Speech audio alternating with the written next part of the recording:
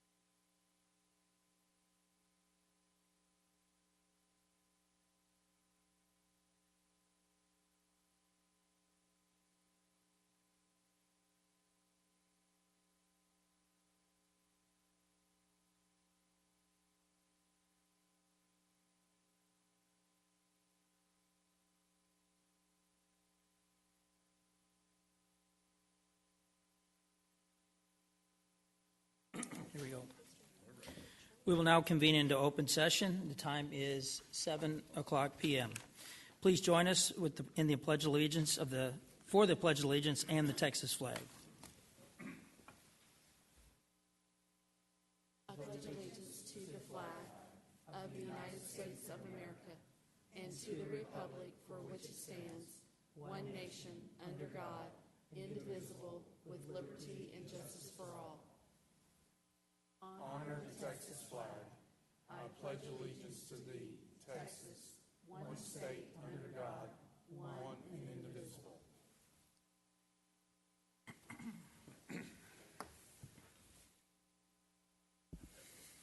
Okay, welcome to all. The Lewisville ISD Board of Trustees meets monthly to receive reports from staff and take action on recommendations from the superintendent. The board receives the agenda item and all supporting documentation 10 days prior in advance of these regular meetings, which allows us to ask and receive answers to many of our questions. The board also meets in regularly scheduled workshops and work sessions where staff discussion and presentations are given for many of the agenda items. This protocol means lengthy discussion or a litany of questions on every agenda item often is not necessary. And as a board, we should have appropriate knowledge and preparation for responses regarding the content of the meeting. Additionally, we are no longer limiting the number of staff and community members as in-person attendees. We respectfully ask that you maintain social distancing and other health protocols while attending this evening's board meeting. Furthermore, we ask that all those in attendance conduct themselves respectfully and at all times. Any outbursts or disruptive behaviors may result in your removal from the board meeting. Number one, Chief Communications Officer Amanda Brim will now share with us this month's recognitions and student spotlight. Hebron High School Band was selected by the Texas Bandmasters Association as the exemplary high school band program in Texas for 2021. The Exemplary Band Program Award is presented by the TBA Board of Directors to a band program and director that have proven to be a consistent, exemplary performing band program in Texas for a long period of time. The Hebron Band, led by Director of Bands Andy Seeley, has earned the silver medal in the UIL State Marching Band Contest 4 times, with the most recent accomplishment in 2020. It's no surprise the band was invited to march in the 2020 Tournament of Roses Parade in Pasadena, California in January. Congratulations, Hebron Band.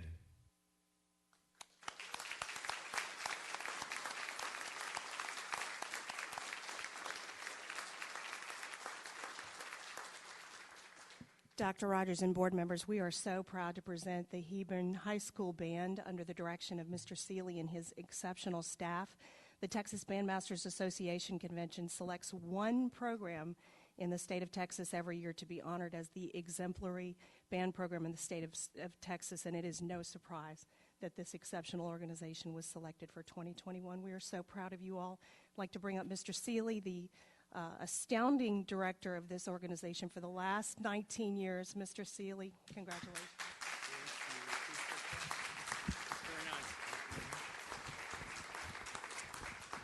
Thank you, Ms.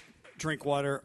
Dr. Rogers, Board of Trustees, thank you very much for allowing us this brief moment. It's a wonderful tribute. Want to, first of all, give a shout-out introduction to our high school principal, Amy Bowden, and Dr. Jacob Garlinger in the audience tonight. Thank you guys very much for being here.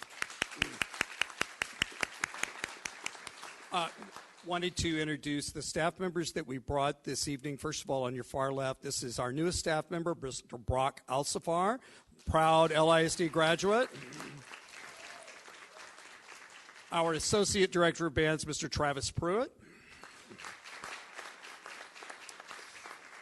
We left two staff members at home. One of them's still working, and one of them's out with a family emergency. If you could recognize them in abstention tonight, Mr. Justin Sullivan and Mr. Zach Houston.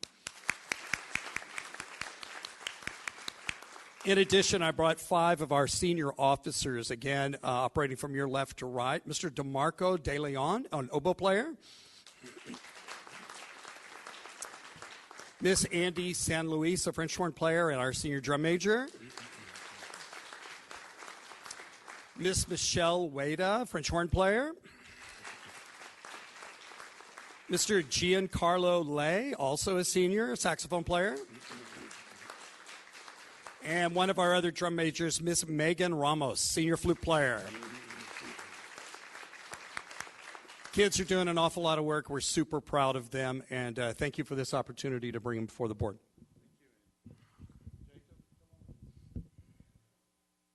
Oh, I got in trouble for this once before. And my lovely wife, Karen Seeley, in the back.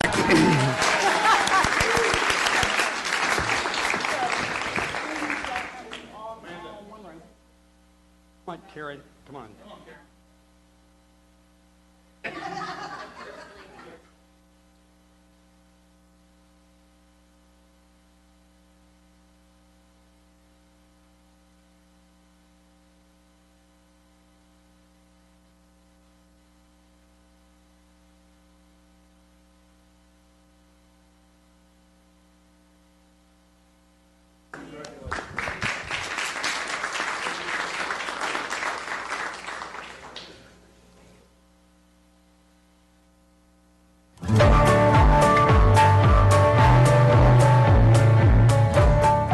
LISD principals, the last couple years have been difficult and you stuck with us. On behalf of the LISD Board of Trustees, thank you to all of the principals in LISD for your tireless work on behalf of our students, staff, and the communities we serve. We're grateful and thank you. A good principal is just someone who handles things the right way and just has a really good, uplifting spirit and who makes school fun and who makes people want to come. I'm thankful for my principal because he do a lot of fun things and we just have fun. What makes a good principal is to work hard and care about the teachers and the students. My principal's impacted my life by being available and there for me. She has an open door policy where we can come in and talk to her anytime that we have concerns or questions, not only about our students, but just about our own personal lives. She cares for us, and that makes a big difference as a teacher. I'm thankful for my principal because they're always there for us and with a big smile on their face every day. He wants to make sure that besides education, that everyone feels safe coming to the campus and participating in everything that they like and that they feel included at the school. I mean, my principal impacted my life by taking a chance on me and giving me an opportunity to become a part of this fantastic school family that he's created. Principals have the power and ability not only to impact those students, but to impact the teachers and the administrative staff and the counselors, and the way that he or she walks into a building each day is the way that her staff or his staff is going to follow suit. He is very kind and supporting to everybody in the school. I'm thankful for my principal because every morning, I'm happy to be here because I get to see her every morning, and she just makes my day more joyful. Because he's very kind. He's been there for me since kindergarten. I'm thankful for my principal because she makes the school better and better every day. She loves all students and she loves all teachers.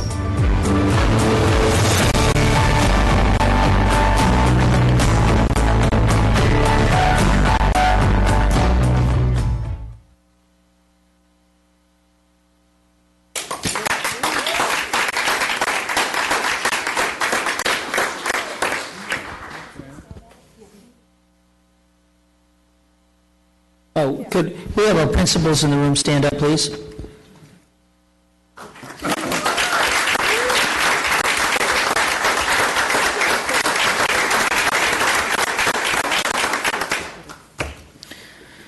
Lest it make us look small, there are 65 other principals and assistant principals, so thank you for those who came out tonight. Appreciate it.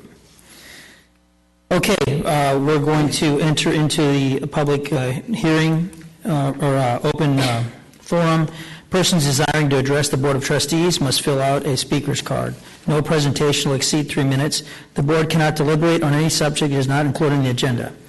For each speaker, please state your name and address. Rhonda Hurst.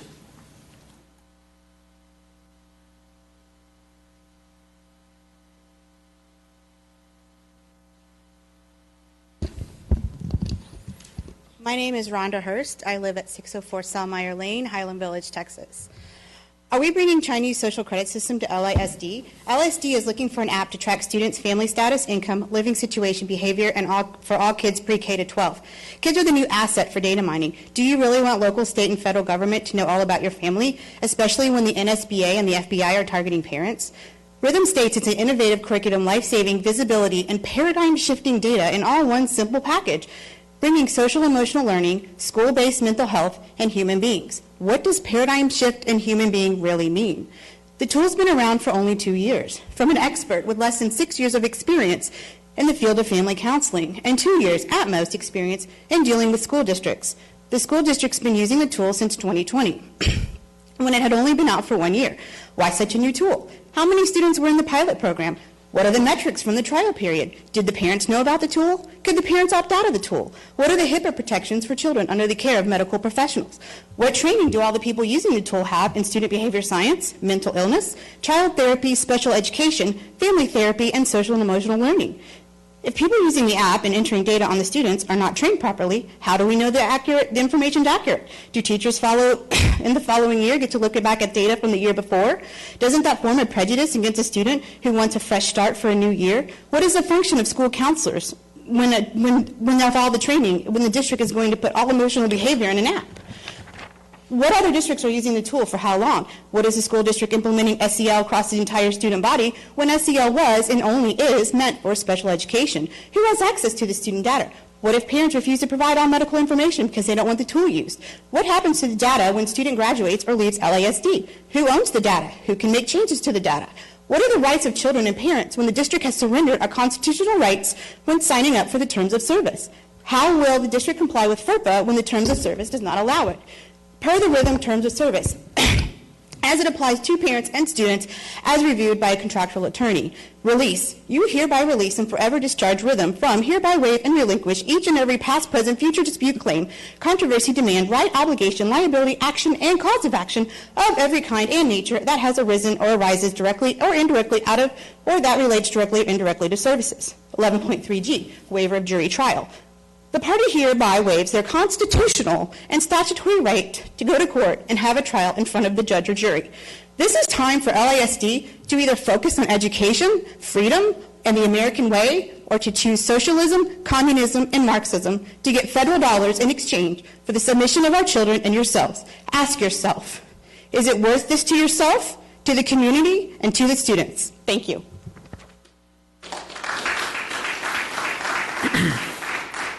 Thank you, Ron. And I'll just say that I'm very proud that LISD has never, ever made decisions like that to get money from federal dollars. And in fact, most of Texas has made those same decisions. We'll talk about this item later on. Sanika Martin. Ball mound.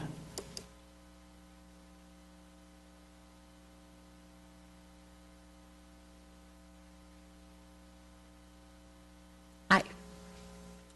My name is Seneca Martin. I am the Denton County Chapter Chair for Moms for Liberty. We just found out yesterday about this contract for student awareness and intervention tool. It's on the consent items for the agenda, and we just want it removed from consent for tonight. We would like to talk about this more. We have very, very, very large concerns about the data mining that's going on with our children. We don't think you need to know how they feel on a daily basis. We don't think you need to track it. We don't think you need to keep the information. We don't know how long. Rhonda stated a list of items and things about how we have so many questions, and we don't feel like we have been given any information on this at all. And we also want to know, where's the opt-out and why? Why is this necessary? I also, and I'm going to be really quick, you guys are going to like me. So also, I'd like to know where the board stands on the NASB's stance of calling parents domestic terrorists and getting the DOJ involved with that. We'd like to know if you disavow this and the letter that they wrote. We'd like to know if you would defund them. This is too large of a fundamental question. Parents are not the enemy. Parents are here to support their children. We think you're here to support our children as well. We'd like you to align with us on that, and we'd like to not be named domestic terrorists. Also, just as a little point, we have a constitutional right to not actually be nice to you if we don't want to. I have that information. I thought about bringing it tonight. I didn't, but for later discussion and for our next meeting, we can bring that information and show you that constitutionally we have a right to hold you to task. We don't have to be kind to you. We don't even have to be pleasant at all. I will be pleasant. I always think that that's the right thing to do, but constitutionally we have a right to not be pleasant. That's it. Let me just say that you've got a number of topics that you've raised tonight. We will pull the item for discussion. We don't believe that parents are domestic terrorists. I will say, however, that there will be decorum in this room. I will run that decorum and make the determination as to how hostile a parent can get. So you can get hostile, but there will be limits as to how much you want to express yourself. We'll see. Thank you. Thank you. Brandon White.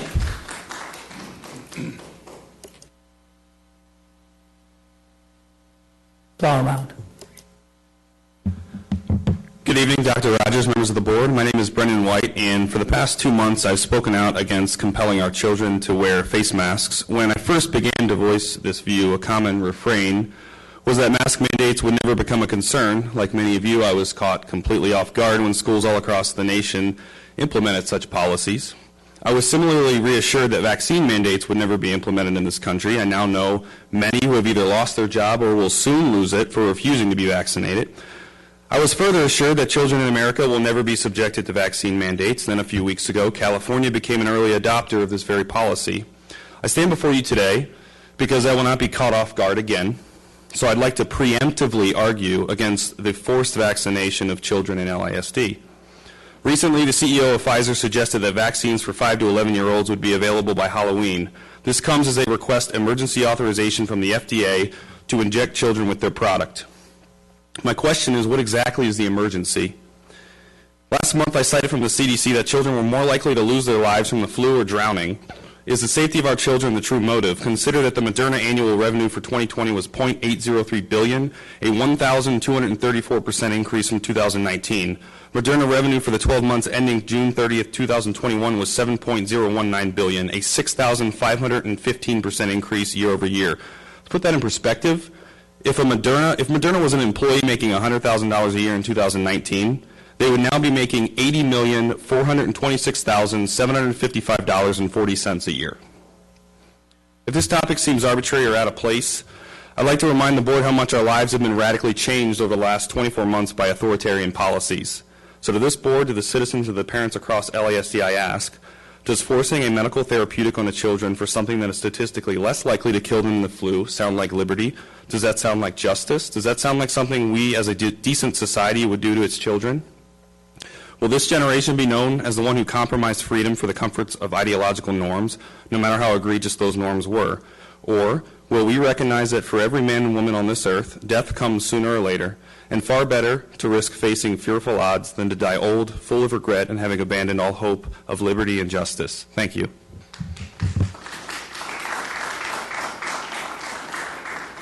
Thank you, Brandon. Pamela Cully, Frisco.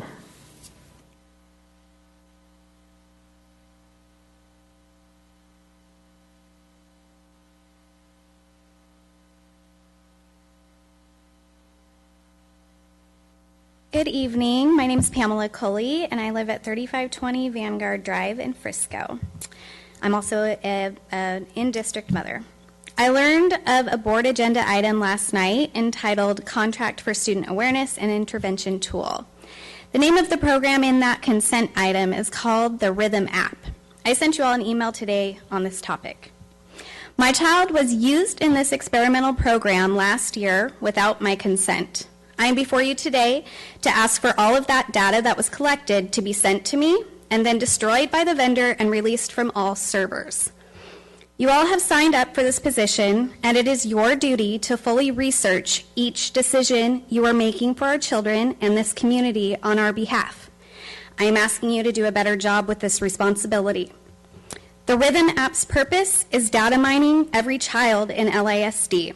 This tool is used to mine daily emotional data on innocent children and build an entire psychological profile on them.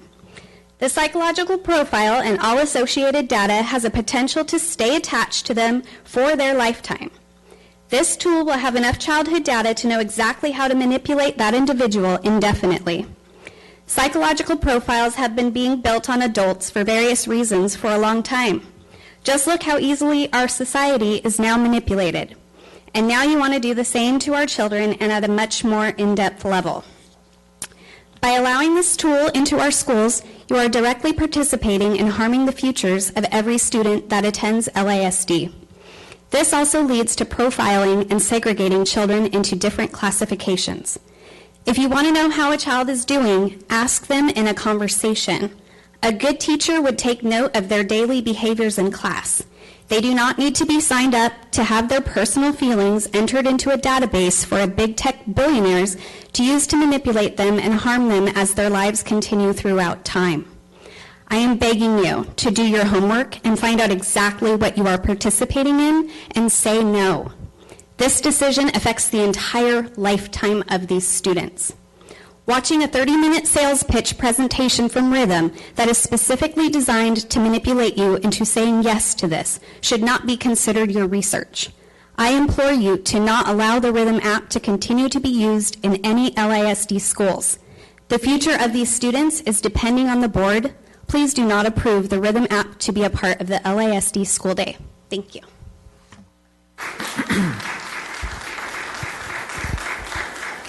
Thank you, Pam, and thank you for reaching out to me today. Andrew Karstensen.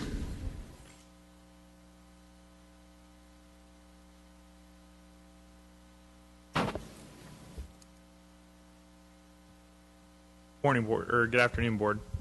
Members of the board, I'd like to thank you for your work in educating our children and ensuring that they are contributors to society. The last two meetings I've attended, I've shared with you my son's development as he's speech delayed. My son, a participant of early child intervention and a local pre-K, which follows LISD guidelines, owes his current progress to your optional math stance.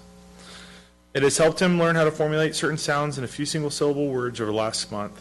I appreciate and commend the values that LISD has implemented and wish that you continue to keep masks, the 2019 COVID vaccine, and gender assignment curriculum optional. Please remain steadfast to restrict critical race theory curriculum in our schools, as it would teach both my sons, that they're racist and privileged depending on their outward appearance. I strongly urge the school board to continue this policy of allowing parental control to be the decision-making factor in my students' health care as opposed to federal government. Thank you. Thank you, Andrew.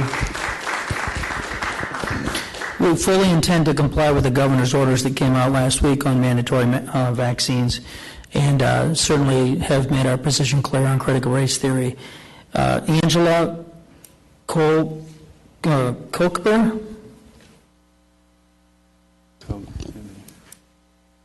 He agrees with me, so I don't know. The colony. Yes, it's Angela Koliber, and I'm just here tonight to kind of continue a conversation about creating a more inclusive playground at Morningside Elementary. I feel it's important for inclusion to extend beyond the classroom and onto the playground. I have 2 kindergartners at Morningside this year, and in our attempts to ask, I'm a little nervous, in our attempts to ask them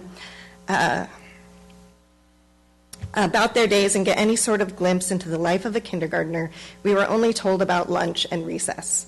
Our one daughter would tell us that she ran around with her friends on the playground, and our daughter who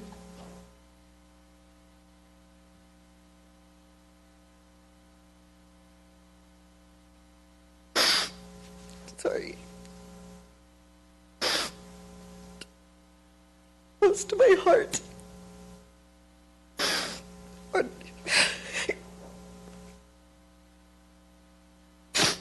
Our daughter, who uses a wheelchair, thank you, would tell us that she just went up the ramp and watched her sister run around. Can you read?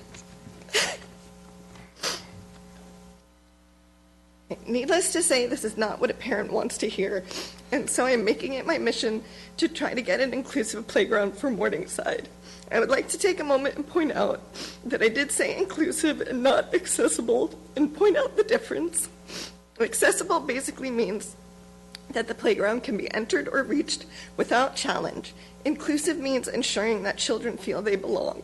Inclusive playgrounds are designed to ensure that children of all abilities can play together. It goes beyond wheelchair access.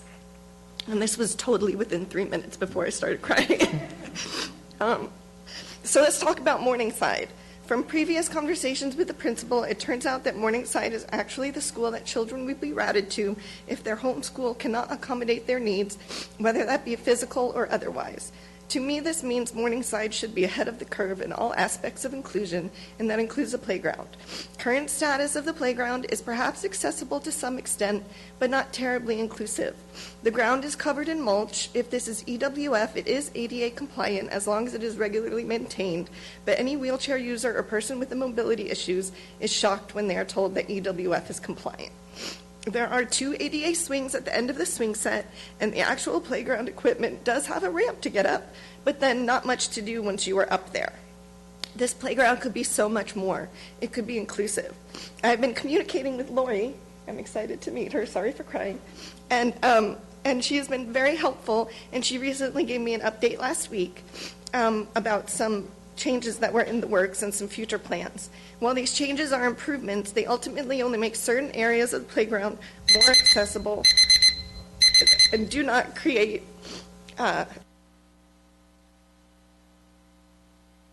better ADA swings. But my question would be, will these swings be isolated at the end of the swing set or mixed among the swings alongside able-bodied peers? Also, did they consider all different physical abilities when selecting the new swings? She also shared that the school recently added a Volta spinner, which was donated. Again, this is nice, but there are other spinners with more supportive seating that actually would accommodate children with varying physical abilities. The Volta has a very shallow seat and no handles. This does not benefit a child who cannot sit without holding on to something. In addition, she mentioned the upcoming addition of a play panel along the sidewalk for ADA access. While these additions are appreciated, I think they are missing the bigger picture to be inclusive.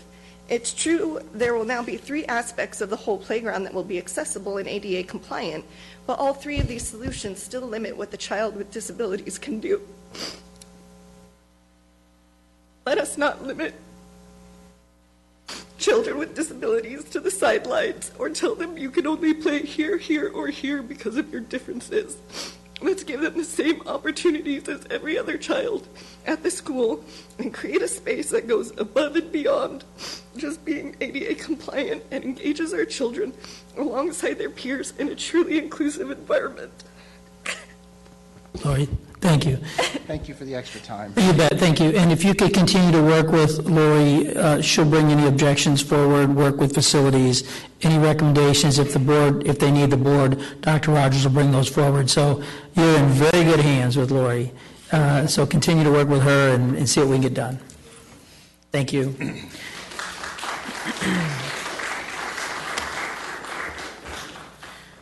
Okay, board, consent items. Are there any items that to be pulled, or would someone like to make a motion? Mr. Miller, I'd like to pull an item. I would like to pull item G3C11. Okay. Ms. Cox? Okay, that's the app, right? Okay. I would like to pull 1F. Is it G31F? G31, G3C?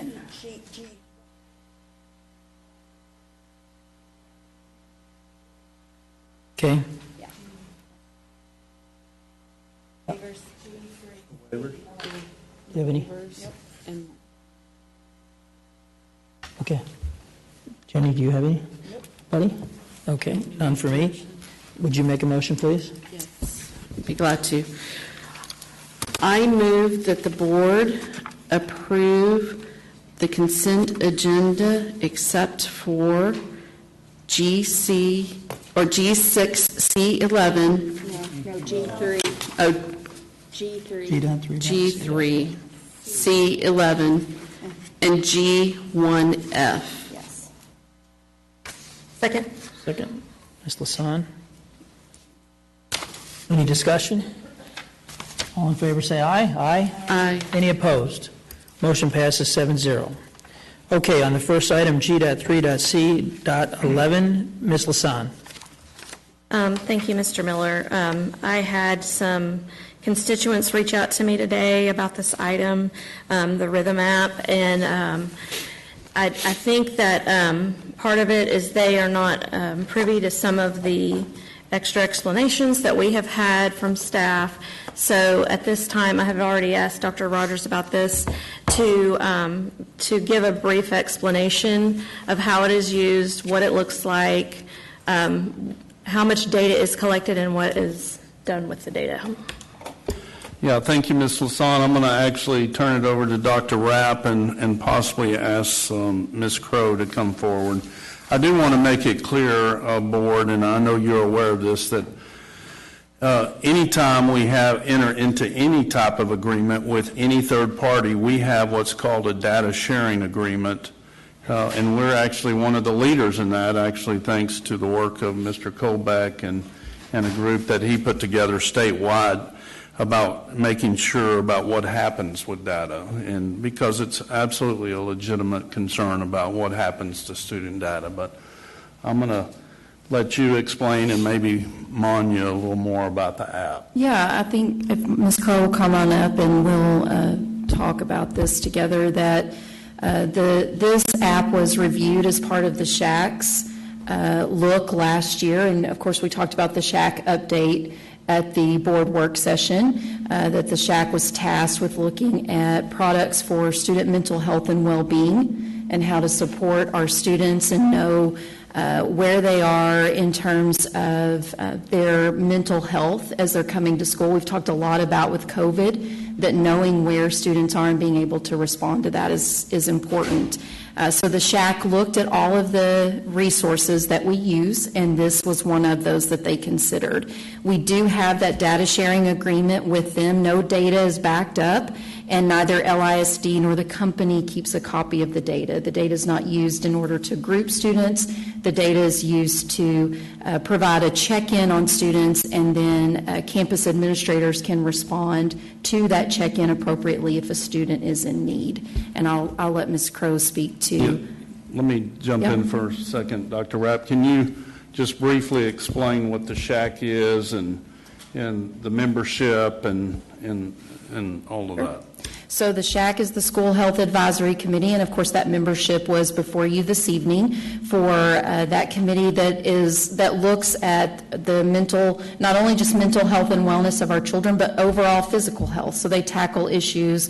This year they're looking at recess guidelines, and they look at important curriculums that we use for character education and suicide prevention, trauma instruction. And of course, Ms. Crow reported on that at the last work session about the focus last year, which was state mandated that the SHAC had to look at resources for student mental health and well-being. And those resources, that membership, it consists of doctors in our community, along with community members and parents that take into account their backgrounds and expertise that they bring to the table to look at those resources as well.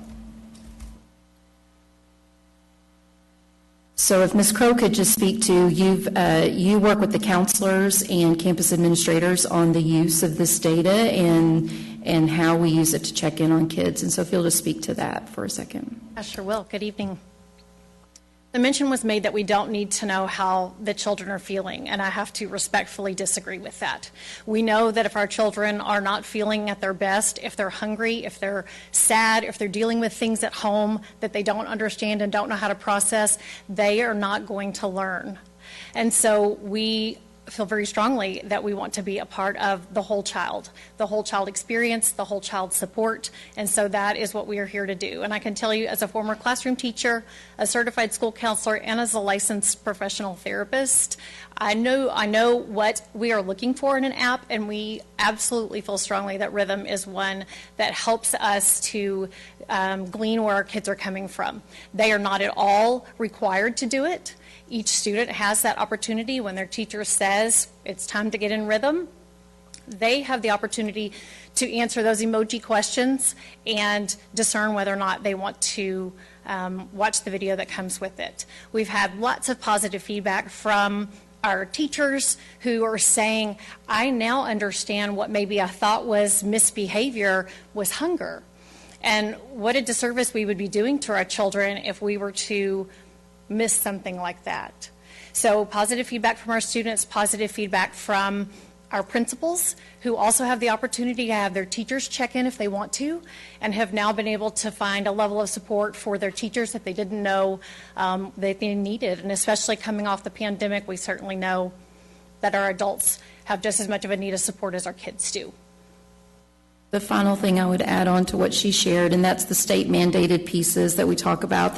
We are required to provide suicide prevention, trauma, informed instruction, along with character education. That is something that the state recently passed Texas Essential Knowledge and Skills in. So those are things that are different now compared to teaching in the past, and these resources get vetted as our approach to supporting our kids and our teachers.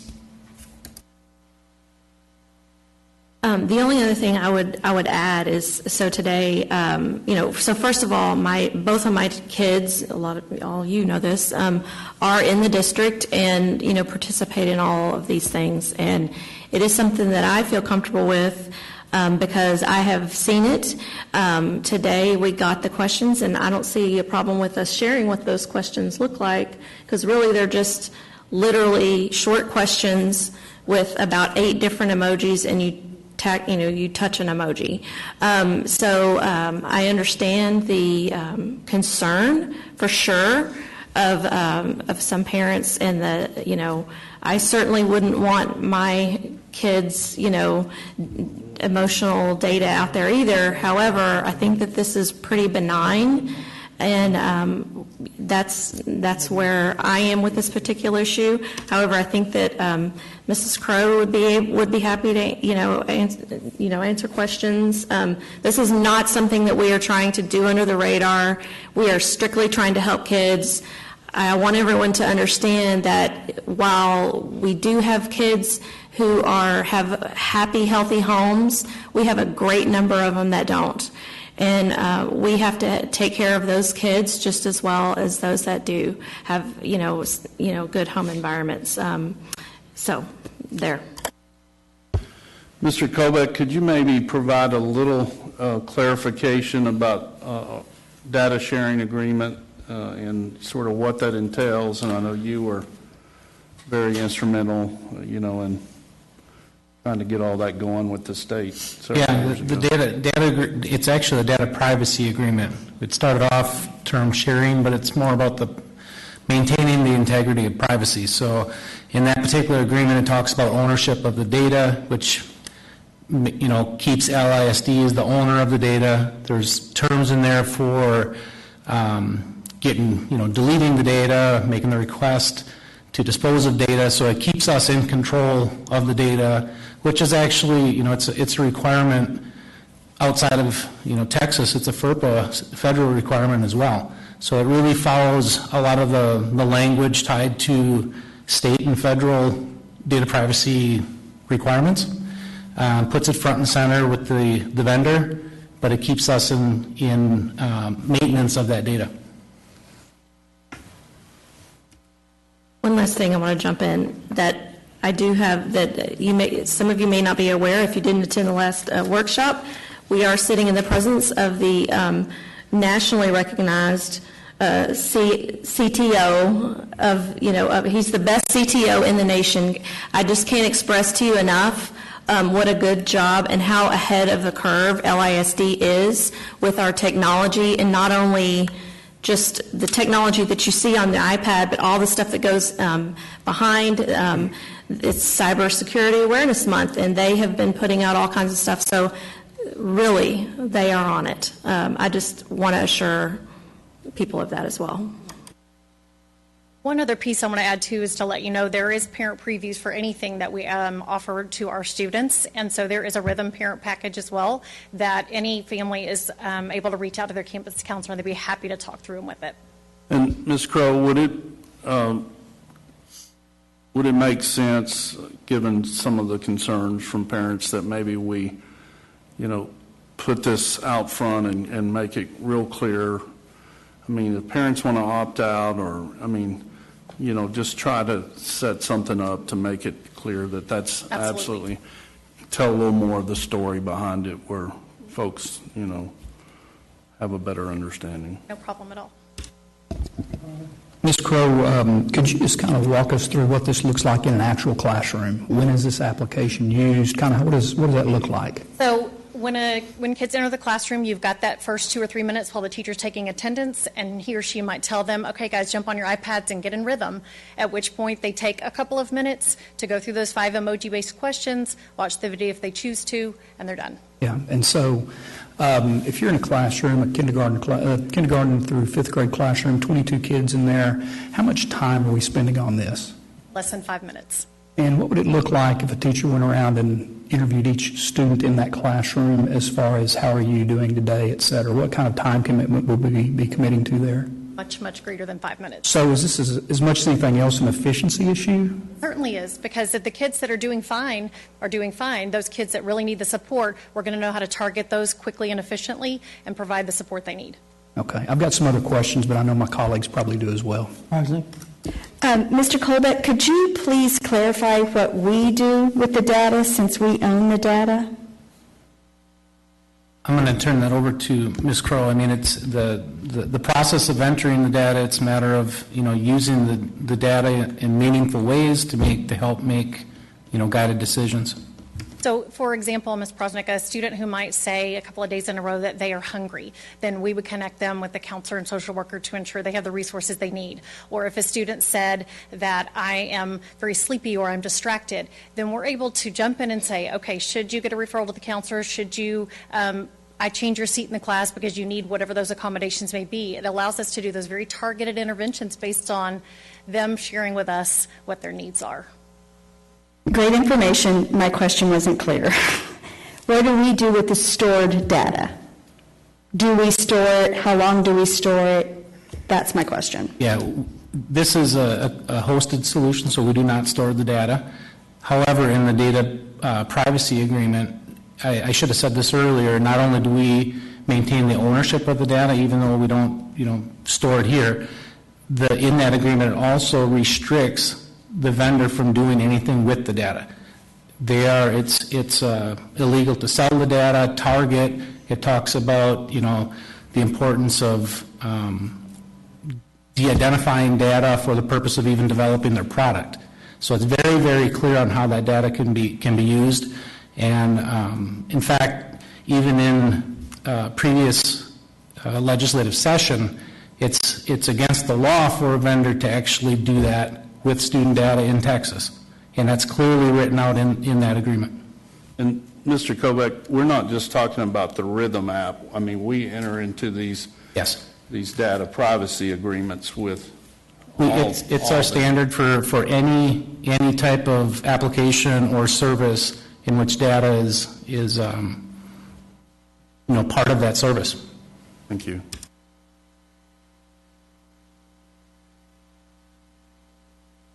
Thank you, Mrs. Crow. I can't agree with you more. Your statement about, how kids are feeling. I've heard that comment too about it's not the district's job. Our job is to educate kids. It's hard to educate kids when their mindset is not ready for an education. However, though, I do have some concerns and questions. One of the questions is, several parents are here tonight, is how would they even have found out about their kids even being in the program? I know we're talking about having it now, but how would they have ever found out in the first place? So the Rhythm app is in LHub and it is part of their AUP. So all of those that they have the chance to review, all of this was in that process. So they would have had exposure to what it was, along with any of those other apps that were on the student's iPad. And the origin of this was actually from parents saying, we know our kids are on devices a lot. We would rather them not be playing games. We would rather them be exposed to something that was very pro-social and reinforce skills. And so that's kind of where this came from. In addition to that is, as I mentioned, kind of that parent preview, which all campuses offer. And so it could have been in a newsletter, it could have been something that they had at a parent night, but we have information available. I would add to that, Ms. Cox, just to reinforce that the L-Hub on your child's iPad, which all of us who are parents in the room of children in the district know that that's one way you can have access to all the materials that your student has access to. I'm just going to say not all parents check the L-Hub, and I'll be honest, I'm one of those. I don't check my daughter's L-Hub every night, so it wouldn't be something I would know about until I saw a newsletter or an email, in my face. So, to Dr. Rogers, I guess it would be better to have it posted somewhere where people can actually see and know that they have the opportunity to opt out. So what does that look like if a parent chooses to opt out? I mean, you're just saying just don't answer it, but say it's a kindergartner, I mean, they don't know not to answer those questions, so how would that be managed? That is certainly something that we can communicate through the counselor, whatever that pathway would be for them to opt out. Yeah, and I would think then, Ms. Cox, that if the parent chooses to opt out, then we would be able to, and I'm looking to our technology person, to remove that app from that child's L-Hub. Is that possible or not? Technically possible. Could be somewhat difficult to manage, but an opt-out, we could create a group and, not. So we'll work on that. Yeah, I was saying, because it wouldn't be like an email. It'd have to be just like your opt-out of the iPads, that type of thing, where the parent would actually have to choose.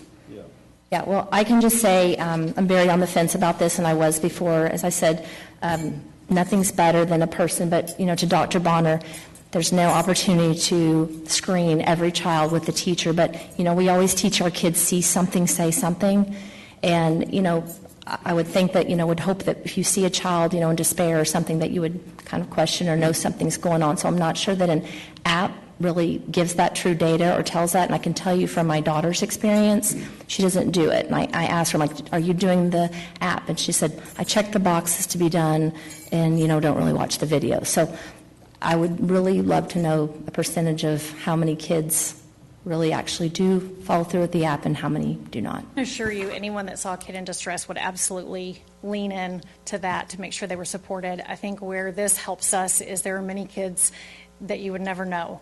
In addition to that, they don't want to come forward because it's scary, and they're not sure how to start the conversation or what to say. And really, this speaks their language, which is technology and emojis. And we have had a lot of feedback from kids saying, I'm comfortable doing this, and then you connect with me, but taking that step to go into the counselor's office or let someone know something's going on was just too big.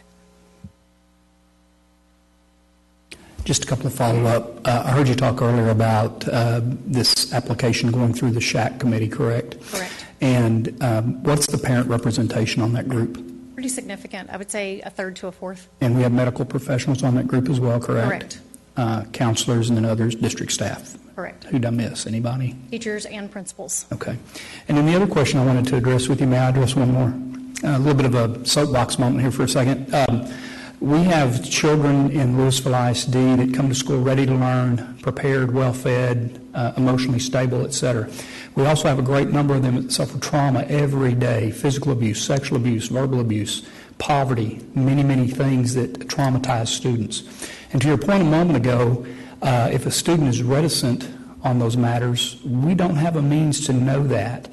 Can you speak to that for just a moment about the level of trauma that your counselors and the school staff experience and how this application may help improve that? Just kind of summarize what you've been talking about. I can tell you that, as Dr. Rapp mentioned with legislation, it was mandated in this last session that we educate on trauma-informed care, because we do know that there is such a high level of our students and families that are experiencing those things. And I could parade 10 kids into this boardroom, and we wouldn't be able to pick which ones had had a traumatic experience versus those that had not. So we do look to them to share with us what it is that they need so that they can be the best learners they can be in the classroom. And as I mentioned, this app is their language and their forte. And they have shared with us that it has provided them an opportunity to ask for help where they may not have otherwise.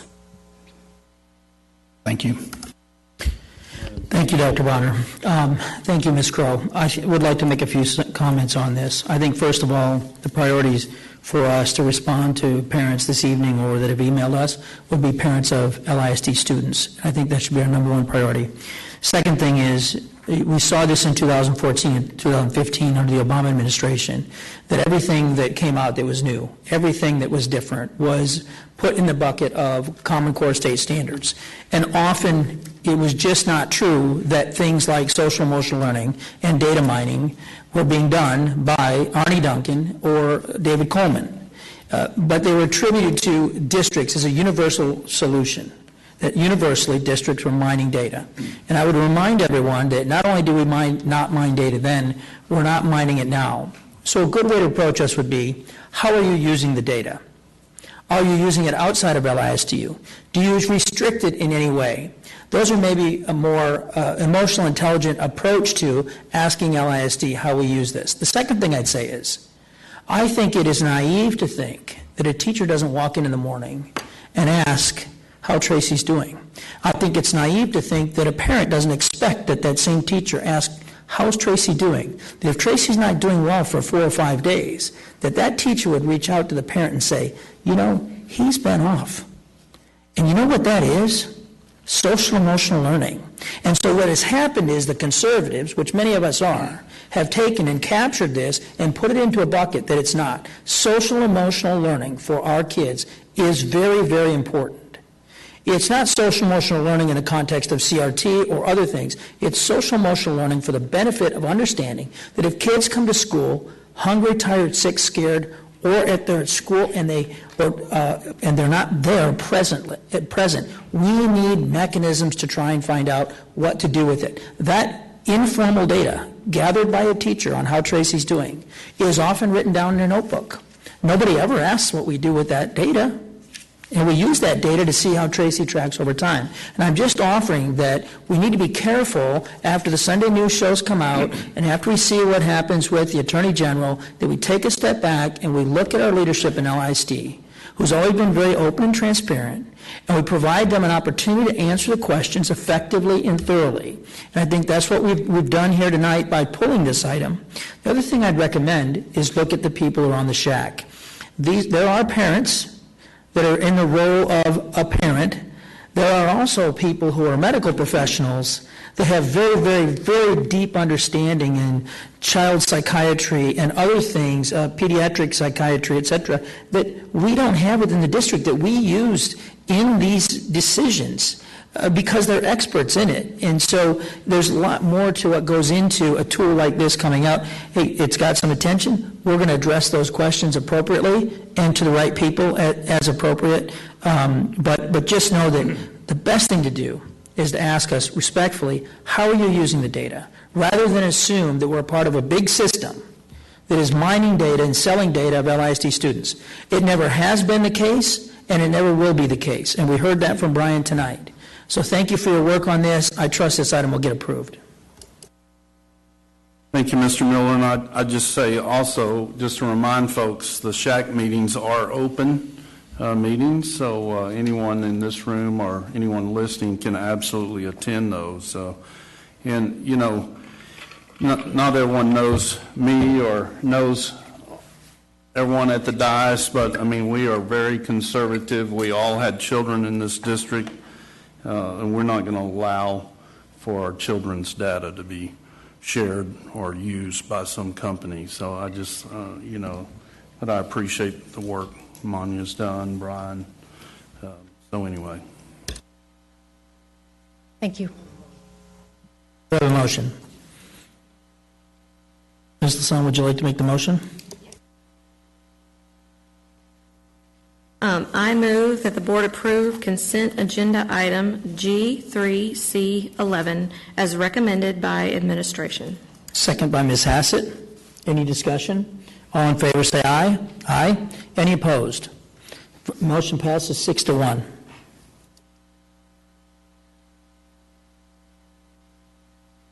Okay, G1F, Ms. Cox, I believe that was yours.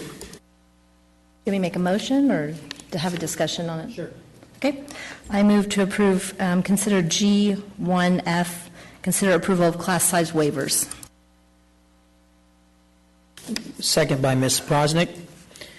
Discussion. Ms. Cox. So I just had a quick question. One first comment is I just want to commend the district on, kind of talked about this at our workshop, but just publicly again commend the district on how through the years the class size waivers have gone down. Never a big fan of that, but I just want to commend you on how well you've done to keep our ratios good with our teachers. But my question is I'm never a big fan of kindergarten and first, as you know, Dr. Rapp, and so I'm just going to ask again that as we are able to hire teachers, will these numbers possibly change to get that kindergarten class off the list? Yes, absolutely, and we'll keep you posted about how that goes, especially with the kindergarten waiver that was on there of concern. It was good news from the last meeting that the last kindergarten class that needed a teacher got one, so that campus came off, and we look forward to this other one being resolved as well.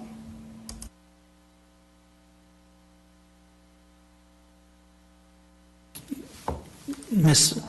Sells. I was wondering, do we take these classroom waivers into consideration when we're opening campuses for transfers next year?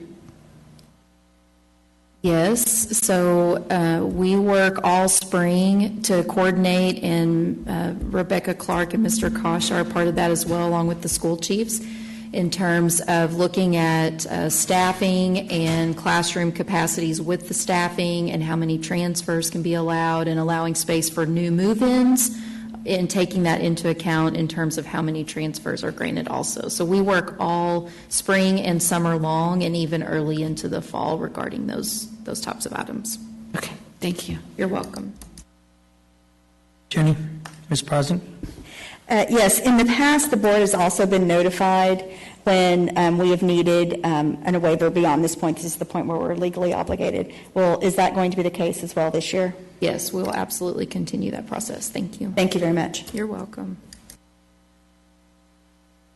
Yeah, I would just note that I think we've made significant progress over the years. I think we have an anomaly here, teacher availability, substitute shortages, et cetera, that jumps us to a much higher level. But I don't want to discount the great work that's been done since really 2014, October of 2014, and appreciate the fact that staff is working diligently to try and find teachers. And it'd be great if the legislature would step up and do what they said to make a lot of you happy. I think your battle's with them, not us. So with that, do we have a second? We have a second. Any other discussion? All in favor say aye. Aye. Any opposed?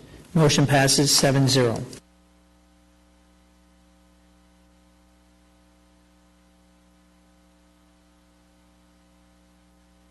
Okay, information item, career and tech education, CTE, Dr. Rapp. Yes, so this is always a great item that we get to present every year as an annual update to you. So Mr. Cooper, Mr. Gilbert, and Mr. Moreno are all going to speak to us this evening about our annual CTE update. And I just appreciate their work. I appreciate them being here while they're getting ready. We recently had the community night at the career centers, and I know that's one of their highlights, and had a great turnout for that. So thank you for your support, board, of that. And with that, Mr. Cooper, take it away. All right. Thank you, Dr. Rapp. Good evening, Dr. Rogers, Board of Trustees. As always, thank you for y'all's continued support for our CT programs. I know that these two directors definitely feel it, and I know that our students definitely see it as well. One of the things I want to highlight is I know that, as I muted the PowerPoint possibly, one thing I do want to make sure that we highlight is a lot of times people hear Lewisville ISD, Career and Technical Education, they think about these two state-of-the-art facilities, and they definitely are two outstanding facilities. They have outstanding staffs.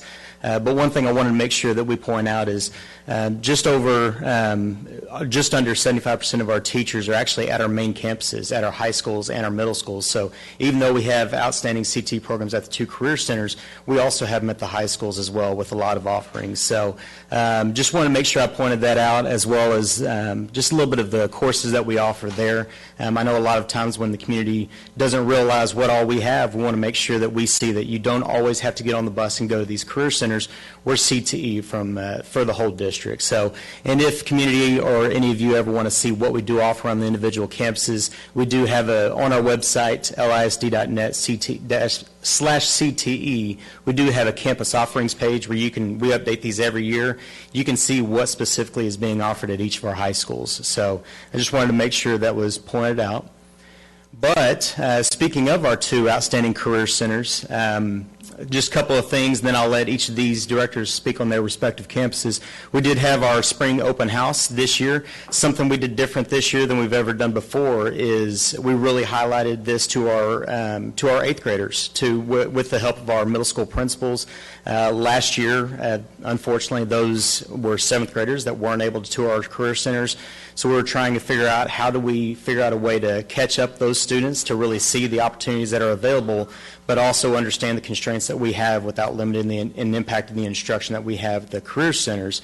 So we really did a huge campaign with the help of the communications department and those principals, and a lot of those students did seem to turn out at the career centers.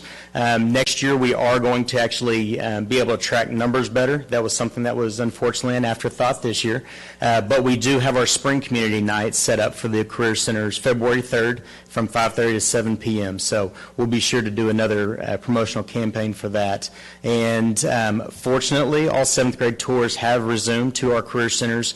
We've had a few already, which you can see that bottom picture down there, and they were all virtual last year. So we were able to at least get a little bit of a virtual setting for them, which did also allow us to create some virtual videos. One's about an hour and the other one's about 45 minutes of each of the career centers.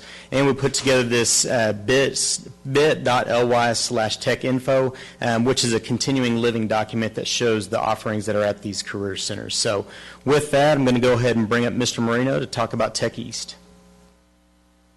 Good evening, everyone. Tech East, we were fortunate this year that we were able to add a architect teacher to our program. So now we have 2 architect teachers, and we've moved the architect programs from the high school all to Tech East. So now Tech East has the whole program, so it's stabilized, and we're all running on a smooth pathway now, feeding into our own programs. This has been very great. And then our auto tech program, we added a state inspection machine.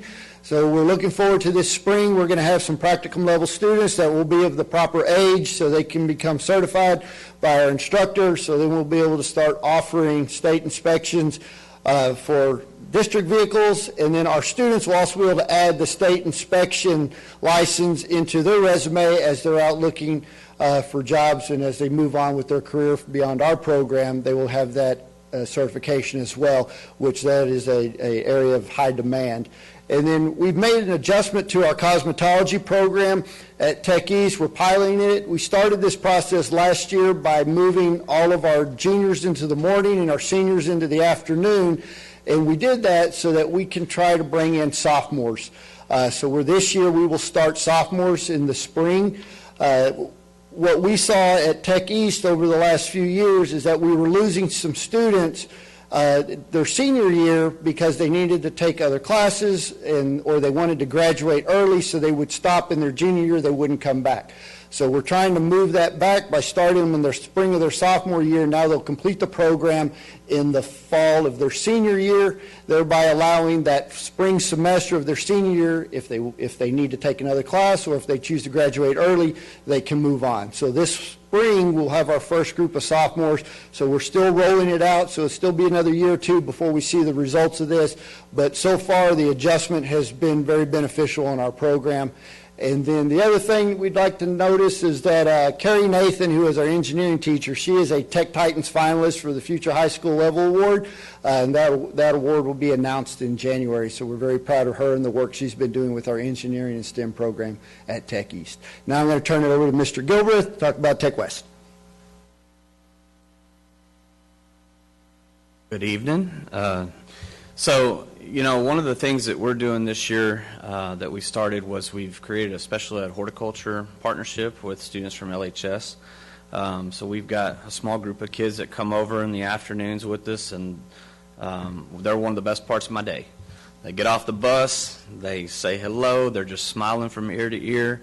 Last week they were, with the help of Mr. Davis, they had made some small cedar planter boxes, and they were planting some succulents, and they're learning about soil, and it's just a joy to have those kids on campus. And so that's been one of the things.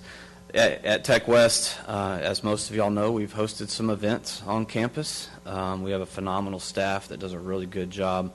And last year we hosted over 60 events. That had included some advisory board meetings for each one of our programs on campus. Last week we hosted the PTA President and Principal Luncheon on Friday, and then back in September hosted the Chamber of Commerce State of Education meeting there at Tech West.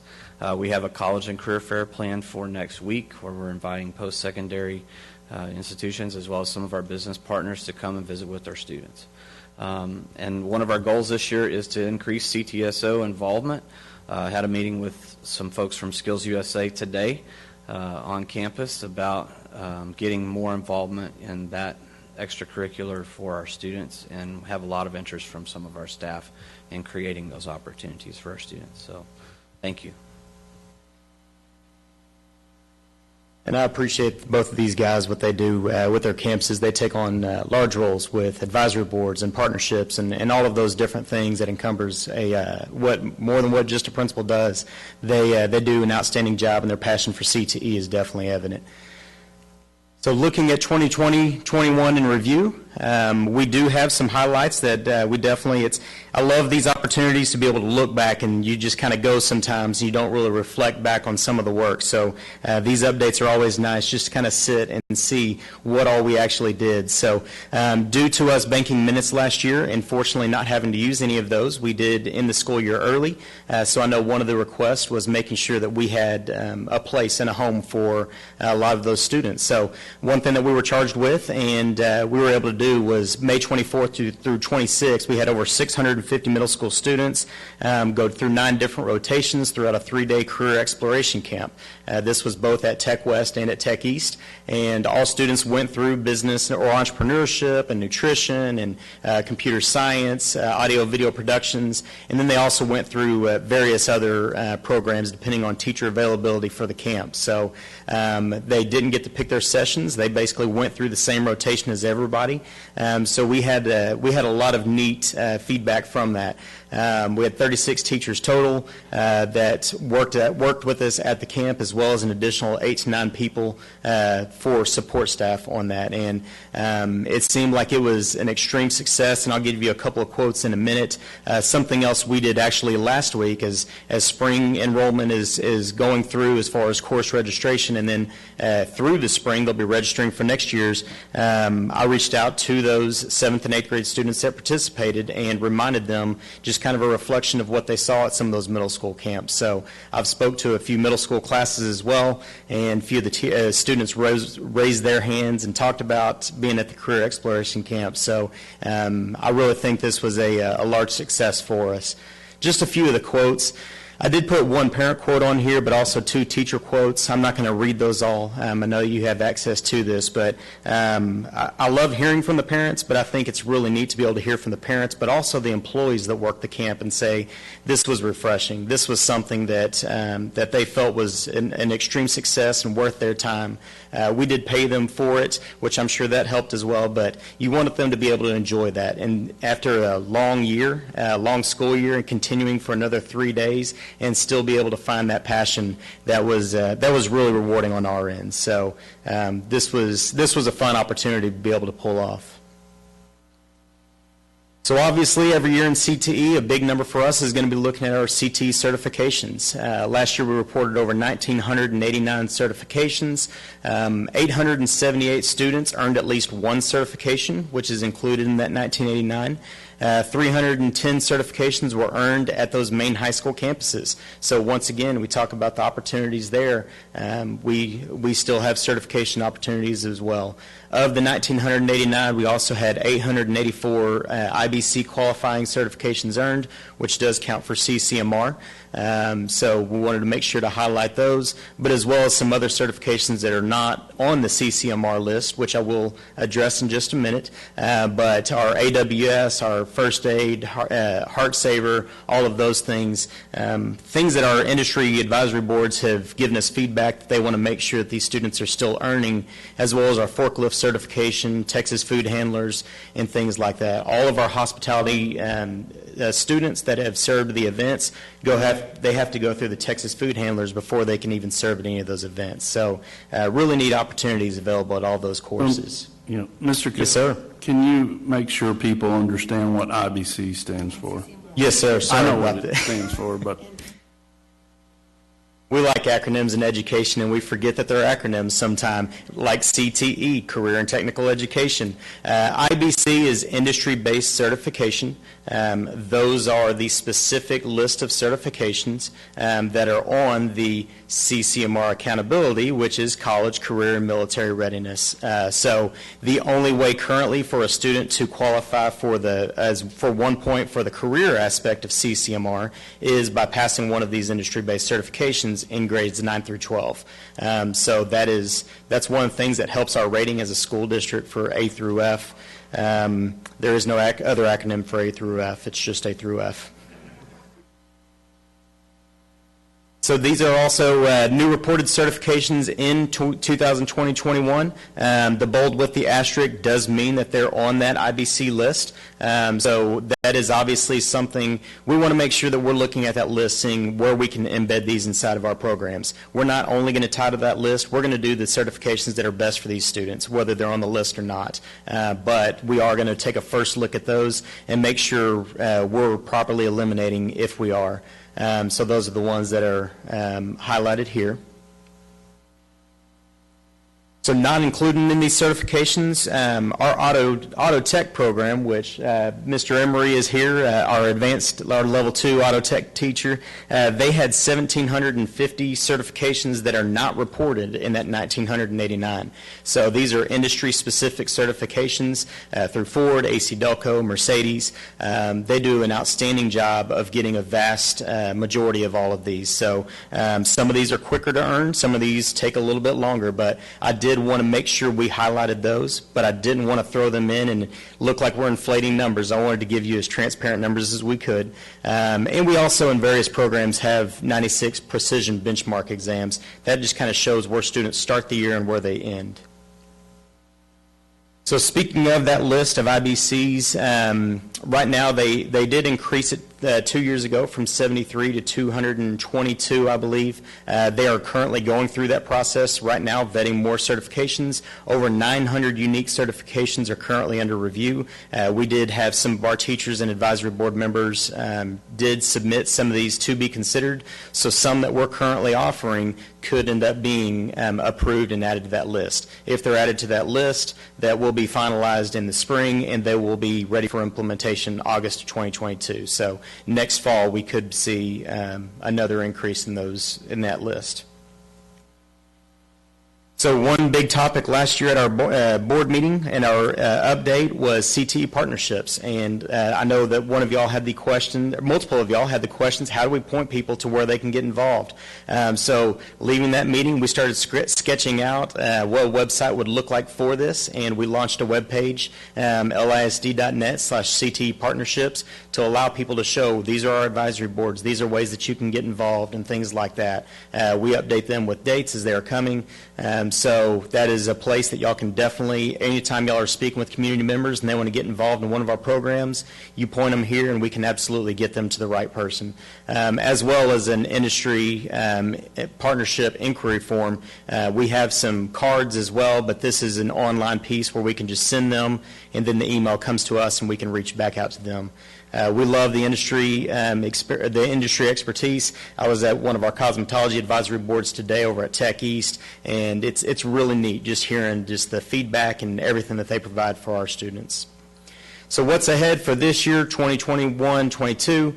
We do have some programs in some new places. Incubator EDU expanded to the Colony High School, so that's in a partnership with the Colony and that chamber. Real estate course that y'all adopted with the innovative courses last year. Lewisville and Marcus both are offering that this year, and I imagine that would probably be an addition that other campuses would be looking at. Robotics moved from just solely being at Tech East to now it's offered at 4 of the 5 high schools, with Hebron High School adding it next year. So with that, we were able to move all of the architecture courses to Tech East. So all of those architecture units were able to be used for the robotics teams, robotics classes with competitive robotics teams at those campuses. Legislative impact, I don't know if y'all heard, last year was a big legislative year. So it did impact CTE. We still have not heard the final impact of what it looks like for CTE. So House Bill 773, when this first came out, we were really excited in the CTE administrative world because it said that they were going to add completion of a program of study to the CCMR accountability.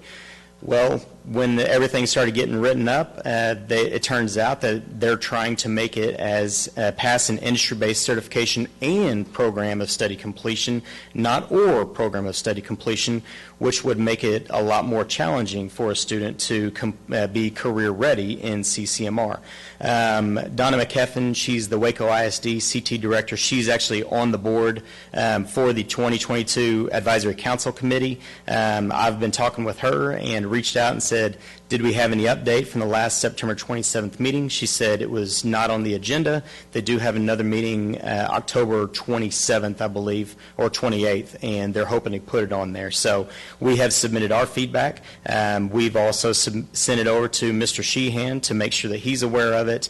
I believe both of our directors have sent their feedback as well, but we want to make sure that this is not something that was advocated for when it went through legislation. So that is something that we are still constantly working through before this goes into effect. Looking at Tech East and Tech West enrollments, so this chart right here, obviously up until last year, you will see the light blue will be the Dell Jackson impact, or the Dell Jackson enrollment, but you can see the increase and just kind of the ebb and flow of that. The last column, just so you're not confused, that is the max capacity based on our current staffing units and labs at Tech East and Tech West. So that is where we currently are. There are a lot of multiple factors that do factor into max capacity and where our enrollment is, but I wanted to make sure that we highlighted that for you. I know wait list is always a topic that's people are curious about. This is our current wait list for our programs at Tech East and Tech West.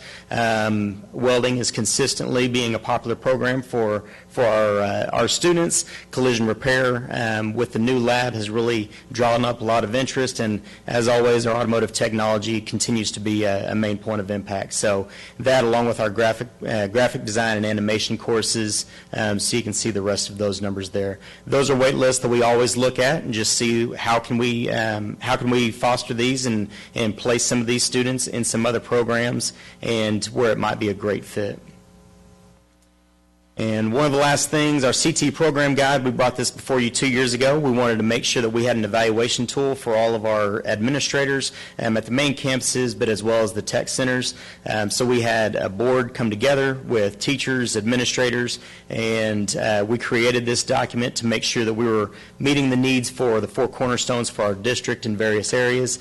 Last year, the focus was on business partnerships and advisory boards. This year, we're pushing a lot more of the Career and Technical Student Organization, CTSO, another acronym for you to remember. And as Mr. Gilbreth said, Skills USA was on his campus today, really just talking more about what all that looks like. So that's something we're educating our teachers on in just that CTSO involvement. So with that, I'll take any questions that you have at this time. Okay, this is an information item, so I assume Ms. Hassett will go first.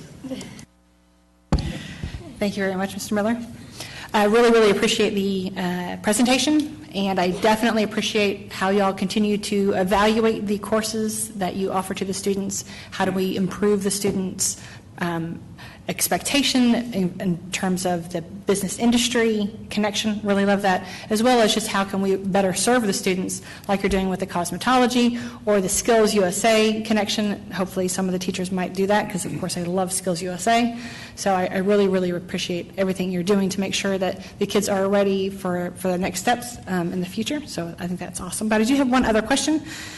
8th grade, do we have any certifications for that students could get in 8th grade? I know it's 9th through 12th. So currently, we are offering some certifications. We have one middle school that's looking at the Texas food handlers. We also had some students some teachers go through our first aid, and it's a babysitting certification that they're piloting this year. The only thing is, as far as the IBCs are concerned, the career ready only counts for 912. Right. So it doesn't, if they earn it, but we still can. Go ahead. Are there any that they could earn for CCMR in 8th grade if they tried? We've got funding now. HB3 gives us funding. Can we start advocating since they now allow us to have funding through 8th grade, can we start advocating that CCMR goes down to 8th grade for CTE CCMR? I definitely think there's probably room for that, and now that HB3 did push that funding down there, I imagine that's probably some conversation on the 2022 Advisory Committee Council. And also some of the things that we're looking at is we're offering these in middle school to try to get them in the habit of those certifications as well. So, no, I agree. I'm very hopeful that they start pushing these down to at least 8th grade. Thank you. Mm-hmm.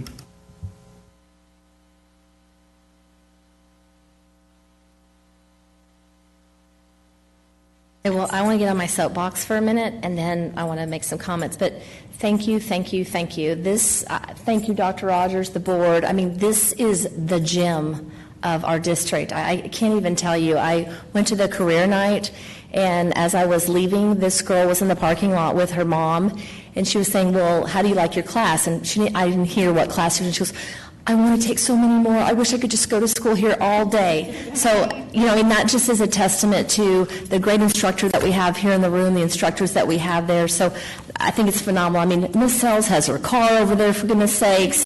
Miss Hassett's son has won awards in woodshop. My daughter and Miss Lassans are now in the culinary. It's just a fabulous place. So thank you for everything. I can't even imagine. But I have just a couple of questions. So the waiting list, you kind of alluded to a few things, but those are the ones they want to get in. So how do we get those students in those classes? So that's something that what we do is we look at all of those students, and when we have opportunities in other programs that may be similar, we do try to have those conversations with those particular students and say, you asked for welding. Is there something that you might be interested in HVAC, electrical, ag mech, something like that? But something that we have to do is constantly look at those and say, at what point is that threshold to where we need to add another staffing unit? The wait list for architecture was at 96, and that said, hey, that's a full staffing unit that we need to fill right now. We don't want to fill a staffing unit and then all of a sudden have half a day of an empty classroom. So those are things that we constantly have to battle. But as we're expanding program offerings, things like that, those are things that we always keep in mind to make sure that we can figure out a way to meet those. So it's collaboration with those counselors to make sure. Something I do is meet with those CT liaisons at the home campuses and make sure that we're putting the right kids in them that are going to be able to stay committed through those and not get pulled out after a week because they're missing an EOC exam or something like that. So just to make sure that we're putting the students in there that we're not going to have 5 empty seats 2 weeks after school starts. So it's a formula that we kind of have to keep perfecting and playing with, but we do want to get it down. The good thing about the wait list is it means that they're highly interested in our programs and we're drawing more. Bad thing is we do have some students who aren't getting those opportunities yet. Okay, just a few more questions. Do you mind? Okay, thank you. Well, I was just going to say, Jason, too, we do prioritize wait list. I mean, we always place seniors first and, work down. And of course, as he mentioned, Ms. Cox, we don't want to create a new classroom and it be a, one-year deal wait list. I mean, and of course, I know the board's aware that, of course, there is somewhere in the future, because it was approved in the last bond, an extension of Tech East. So we will study that closely, with those wait lists to see what programs we need to add. Great, I love that. The other one is, I know we were with COVID and all that, folks weren't getting to come onto the campus, but I appreciate the website and opportunities to. So are we letting people come in that are in those careers to talk about, and possibly companies offer sponsorships for our students in those classes? So we've been able to bring back some industry partners this year. The nice thing, if there's a good thing that came through COVID, is it forced us to do some virtual things that we didn't ever do before. We've actually had industry partners in our AV meeting, advisory board meeting from Hollywood, just different places all over the world. We had an industry speaker in wood manufacturing from Australia 2 weeks ago. So it really stretched us for that. But yes, we do have some industry partners coming back on our campuses in our incubator programs, at our career centers, and multiple guest speakers that we're able to really get that. Because kids, they hear it differently when it's coming from a guest speaker than from a teacher. Right. And my last question, and then I'll give my fellow board members an opportunity, sorry. But do you have enough mentors for your Colony and Lewisville incubator program? Yes. Currently, a few weeks ago, we were missing 2. With the help of Lindsay Ayers and that campus, I believe we are 100% on all of our coaches and mentors, unless somebody left for some last-minute reason that I'm not aware of. But yes, that program is fully staffed and rolling along. Great, because if not, there were people in the room. I was going to let you do a shout-out to maybe get some. Absolutely. Thank you. Very appreciate all the work you guys do. Thank you. Ms. Cox, if I could just raise a point of order. Mrs. Miller actually has an 8-foot dinosaur in her media room that all of you have seen, because Mr. Miller talks with his hands, and when there's an auctioneer selling stuff for communities and schools or whichever event it was, talking with your hands is not helpful. You're in an auction. You're in an auction, so lesson learned. But there is a dinosaur out there that will probably make it to a campus here soon. Ms. Lasat.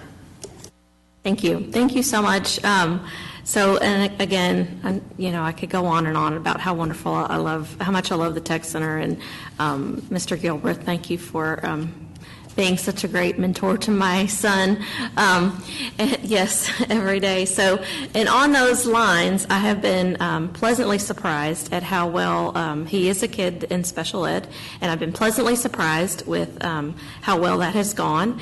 So I was wondering if you or Mr. Cooper could speak to how, because I believe you have a counselor on the campuses that can help out with kids with special ed. So would you guys just talk a little bit about how you try to accommodate those kids as well? I mean, we have a counselor, but we also have a special ed teacher, and so she's a great resource, as well as a special ed para that can come in and help at any point for a wide variety of needs to meet their needs. See, I didn't even know that, so that's great. So I didn't even know that, but I guess I just want to say this, that the campuses are both just really inclusive to all sorts of needs of kids, and it can be just such a great thing for kids who, as we've said before, and I'm preaching to the choir here, but who may not go to college their first year, so or at all. So it's just such a great opportunity for these kids, and you guys are doing wonderful, so thank you. Sells. Yes, I just wanted to ask, I appreciate that the LHS SPED class has partnered with the horticulture. Is there any plans on expanding that to other SPED classes at other campuses at this time, or are we just kind of in the trial phase of seeing how that goes? So this year we kind of piloted it. Next year we'll look at the requests and stuff for horticulture and see how that would play in. I mean, I'd love to be able to include more students, but you also get into the transportation and things like that. Even though we provide transportation, it's something we definitely want to look at. So, because I think it's really good for kids. Some of my questions have already been asked, so I scratched them off. But it's amazing to me that the students that 10 years ago we were telling them to get off the computer, you'll never make a career out of that, that we're now, it's switched around, and they're going to be making probably a lot more than a lot of other people in the world eventually because of the skills that they're gaining, and especially at this level. And so I just wanted to say I appreciate that, the expansion, and echo Ms. Hassett's sentiments that you're always currently watching what's going on and how the world is not only changing and the opportunities that we need to give for our kids, but also what is viable for LISD, and so I appreciate that. And then just a shout out on the students that were there for the Lewisville Education Foundation's Evening for Education. From the flower arrangements to the food, to the service that they provided, and this is in no way diminishing the restaurants that were there, but I will tell you that I went and sat down, and the only thing I sent my husband back 4 seconds for was what the kids had prepared. And so I just wanted to say thank you, and thank you also. I know there's works in talking with the Focus on the Future program and with the culinary, and I just wanted to say thank you for all of that. Those kids are very special to me, and every bit that they can get to enhance their life beyond their 21 years of age when they'll have to leave us is greatly appreciated by not only me but by their parents and those who love them just like I do. So thank you. I want to thank the voters in 2017 who approved the bond package, because this is what it looks like.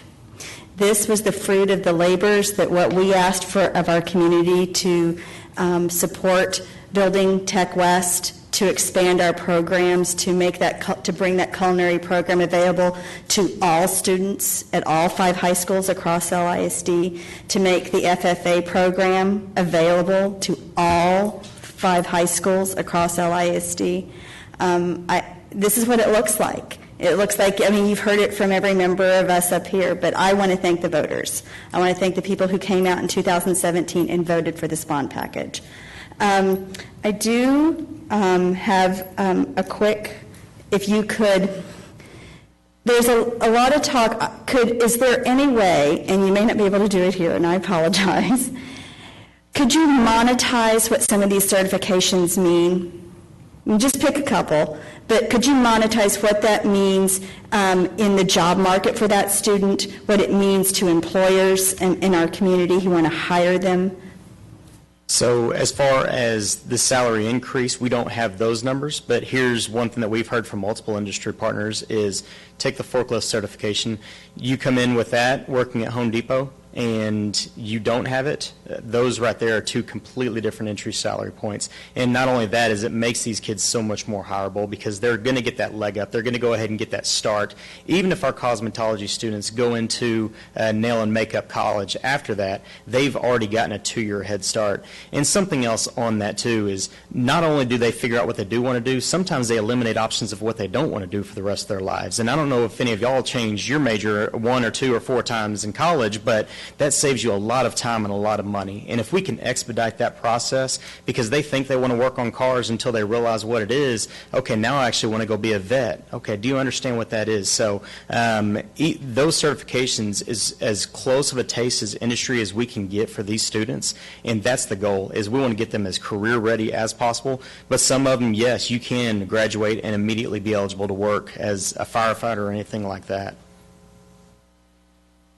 I guess we're all going to speak to this tonight. So hats off to people like Doug Emery, Joe Davis, Mark DeRosa. You know, there's a high, if you're a principal in the room, there's a high correlation to teacher efficacy and enrollment growth in electives.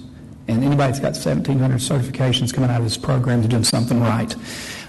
Real quickly on communication. So I've got an ask, and that is this. I have some friends and neighbors that want to come to these programs, and they're having a hard time knowing the when and where. So it probably looks a little something like this. Probably you 3 gentlemen go into things like community groups, Rotaries, concerned citizens, African American parents, churches, that sort of thing. So if we could probably, and I'm not supposing we're not doing that, but if we could enhance that, maybe think out of the box, get Lindsay Ayers involved in some other things, I think that'd be real helpful and beneficial. Absolutely. Thank you for doing the night in February. Can we do one sometime in the spring on a Saturday? Yeah, that's a Wednesday night, 5 to 7:30. Some of these folks are coming in at 6:30, and the last thing they want to do is go back to school. So if we could do one on a Saturday, I'll even come out and help. And then lastly, that's fine. And then lastly, this year's 8th graders missed the yearly field trip, correct? The 7th grade tour is correct. They're 7th graders last year? They were 7th graders last year. 8th now graders they're this year. 8th graders, correct. Are we going to go back and catch them up? That was something we talked about this year. And the hard thing was, is as that was starting, we had a couple of 7th grade classes that had to put theirs on pause just for different things. So once those dates started filling up, and something that we battle is maintaining that yearly instruction that these students have to get, because when they put on those tours, man, it's a show. I know you've seen them. So we've talked about ways that how can we do this and how can we really enhance it. We don't want to continue to play catch up every year and do half 7th graders this year and 8th graders, but that is something that we're constantly looking at. Right now, we don't have a way to get all those 8th graders through there, but that's why we're trying to enhance our virtual presence as well. Okay, thank you. Won't take long because we're 2 speakers out from my favorite speaker. You guys have continue to do a heck of a job. I mean, this over 8 years has just blossomed. I mean, even the work that you've done, and I think you were Teacher of the Year at one point, right? But the jobs that these students are getting are incredible. Or people come in and they try to isolate little nuances based on politics and other things, and they forget about the fact that this right here produces productive workers in a marketplace that are well suited for the jobs and socially, emotionally adjusted because they've come through our system. The one thing I'd like to resurrect was, as Adrian knows, I love the presentation from about 2014 where it talks about a student that graduates from a JUCO and perhaps has a certificate and their contribution to society versus someone that goes off and gets a degree and is a barista. Anything like that that you can do in the next presentation, whenever that comes around, to kind of help us monetize that so people can visualize the impact of a vocational job. I was on a trip this week with my family. My dad and my brother, our son actually, a memories trip. And we met with my cousin, and he got leukemia when he was 3, he's 50. He was healed of that when he was about 6, but he works in the trades because the medicine that they gave him had an impact on the way his brain functioned in math. And so he has his own painting business, and he does very, very well with it. And he refers to it as the trades. I thought that was interesting. But he also talked about the viability of the trades. He has a home that he's purchased. He has a business. He has people that he employs. His brother, on the other hand, went to college and has similar attributes, but both productive citizens. And this is an area when we talk about CCMR and the intention of the legislature to get us 30 by 60 or whatever the number is. I get it wrong all the time. You guys are making it happen. And this has gone from the 14 clusters we talked about before to a ton of certifications that every time we get something from you guys, it's just a reinforcement of the fact that we're looking at the needs of our community, and not everybody's suited for college. Not everybody's going to be an Aggie. Not everybody's going to go to Oklahoma. Right?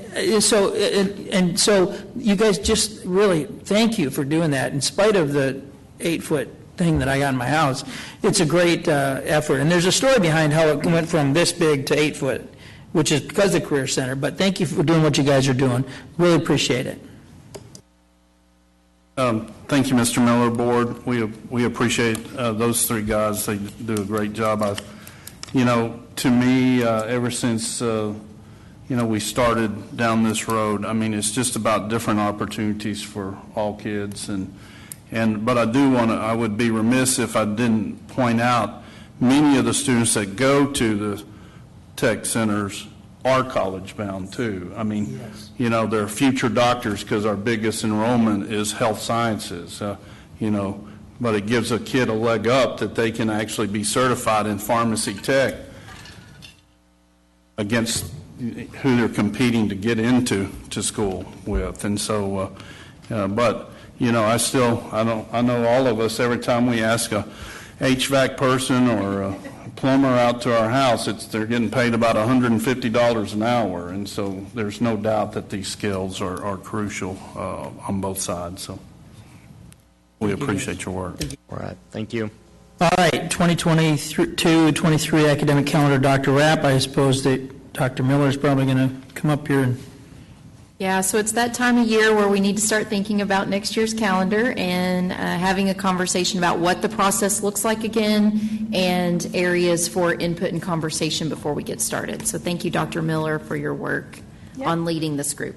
All right, good evening, all. At first, Mr. Miller, I thought you were going to say this was your favorite topic, but it was Mr. Young's and his talking. So I know. Okay. Makes me feel a little better.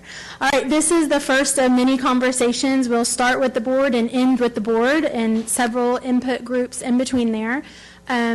We like to get preferences from this group as well as the District Advisory Council. We'll meet with them later on this week and get preferences from them as well. And then the calendar committee will start putting puzzle pieces together. After getting several proposals, we'll meet with some other groups to get input before we bring it back to y'all, and then we'll send it out for voters to do the survey and then come back hopefully in January with the final. State parameters, just a reminder that we are not able to start until the fourth Monday in the month unless you're a district of innovation. That's under review right now. The district did that and it expires at the end of this year. So that is a consideration. We cannot end before May 15th, and we have to have the numbers of that 75-6 for the numbers of instructional minutes. Because we've been a district of innovation since 2017, we've been able to begin in mid-August, which has allowed us to end before Memorial Day. Most of those start days are also on Wednesdays. That's kind of been something we've traditionally done for the start date. And then spring break, we've tried, sometimes it's early, sometimes it's late. It's really a deterrent on our third 9 weeks.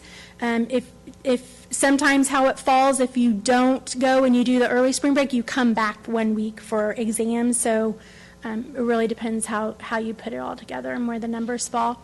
Reminder from last year, I mean, this is our first conversation about calendar. Last year, this would have been like our fifth conversation. But remember, we extended the school year, the minutes per day so that we could bank some days. And we returned back this year to our regular 435 minutes. That's similar to those districts around us. Actually, we're on the lower end of other districts, but we don't anticipate needing to do anything to the length of day. And with the current calendar we have right now, we are banking really 1 extra day with those number of minutes. All right, so when you start, lots of puzzle pieces that when you're trying to build a calendar, when you put all those together, you're really trying to balance as many student learning days as you possibly can get in, as well as providing ample time for staff. So quality of student learning really depends on your preparedness of staff. So you want to provide them time as well. Trying to put all that together. We also have lots of things that we do in the summer that impact students. And so when you're messing with the beginning or the end, you're also interfering with summer things and then making sure that staff has time to prepare for the learning. These were previous preferences that the board has shared. Our holidays, our start date, starting in midweek if that's possible for beginning of the year, Thanksgiving break being a full week, semester ending before winter break, balancing of your 2 semesters, looking at different options for spring break, and then trying to end before Memorial Day. So those were all preferences in the past. So here in a second, if you have any additional preferences, I will take those to the committee. And then this year, the committee really wants to look at, typically we land on 176, 177 for students. So we want to try to get as close to 180. 180 was really, before we did minutes, it was taking 420 for your days and then dividing that or multiplying that by 180. So we want to try to get as close to that as possible, but also make sure we don't short staff on their preparation needs. And work days have been really significant this year when we're talking about emotional health. Staff needs that as well, so giving them time for that and balancing our community needs. When we don't have school and they plan on us having school, they've got to do something else with their kids. So recognizing that and then trying to balance the semesters and the 9 weeks. So that is, I think that's all, yeah. So do you have any additional preferences besides what you've shared in the past that you would like us to consider? Thank you, Dr. Miller. This is an information item, so, okay, Ms. Hassett. For me, it's balancing the terms. That's going to be tricky this year and the next couple of years, too.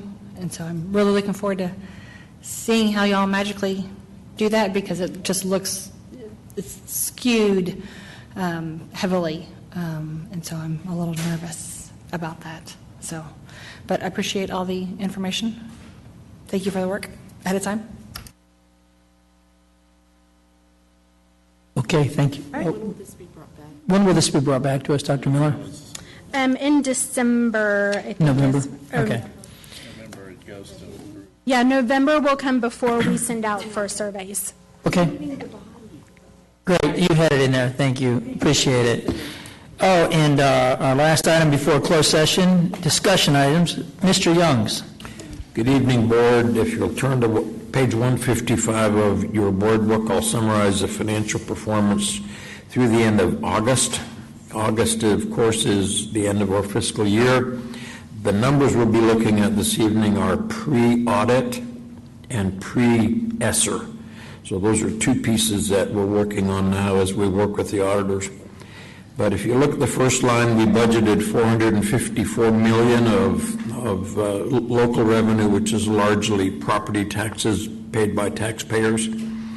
We came in at 434, which was almost $20 million light. But the next two lines down, state and federal, were a little strong, $7 million, and that helped to offset the $19.6 million of missing revenue. Overall, we budgeted $530 million, and we're at about $518 right now. So we're a little bit short, $12 million in revenue. The good news is we go down to the expenditures. If you look at line 11, function 11, we budgeted $311, we spent $304. That's a reflection of less children on campus. Function 34, we budgeted $15.4 million for transportation. We came in at 12. Less students in the system, so we're transporting them less. Function 36, we budgeted 12. We came in at 9.8. Spent $1 million less there because there was less fine arts and athletic activities last year. Plant maintenance, we budgeted $44 million. We came in at $40 million. The bulk of that underspend is utility savings. If you look at function 61, we budgeted 9. We spent 5. That's the after-school programs where parents pay, and so we didn't have the same amount of activity there either. Line or function 91, that's recapture. We budgeted 32. It came in at 42. I've already mentioned that to the board earlier. Summarizing the general fund, we had projected, if you go down 3 or 4 lines underneath the 99, we had budgeted last year a deficit of $12 million. It looks like we're coming in about $11 million, which is right on. But again, remember this is pre-audit, so all of our year-end accruals for payroll and the ESSER application isn't in there yet. But it looks like we ran pretty close to budget on the general fund. So before I go to the school nutrition and the debt service fund, let me pause and ask if there's any questions on the general fund. Then looking at the child nutrition, we budgeted 25 million there. We came in at 21, which is obviously lower, but we had fewer students on campus. We spent 18 for a net gain of about $3 million. We had a gain there of $2 million last year, and so we have the capacity to refresh some of our equipment with this surplus child nutrition dollars. Lastly, the debt service fund, we budgeted 169, we spent 154 on debt service. Debt service a year ago was 184 million, so that declined. 154 is enormous for us. A little surplus there in the debt service fund of 15 million. We'll roll that forward with the surplus from last year, use it next summer when we do some refundings, and we'll pay off principal early next summer on some of our bonds. That concludes the August year end. Before I go to the investment report, are there any questions? And if you'll turn to page 162, you can see the yield we have on our cash portfolio is very modest, but slightly above the 180-day Treasury bill, and that's where we want to be in terms of that interest rate. We should be better than the 180-day Treasury bill, which we are, but just barely. That concludes my financial report. Thank you, Mr. Youngs. Any questions from the board? All right. If not, the board is going to move into closed session as authorized by Texas Open Meetings Act, Texas Government Code, Section 551. The next item on the agenda is to consider a student discipline appeal. If at any time the board is to hear a matter involving a student, the matter must be heard in closed session pursuant to Texas Government Code Section 551.0821.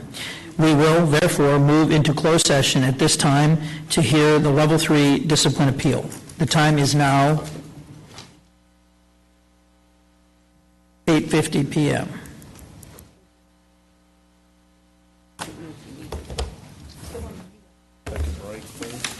We'll take a brief break and meet in the boardroom.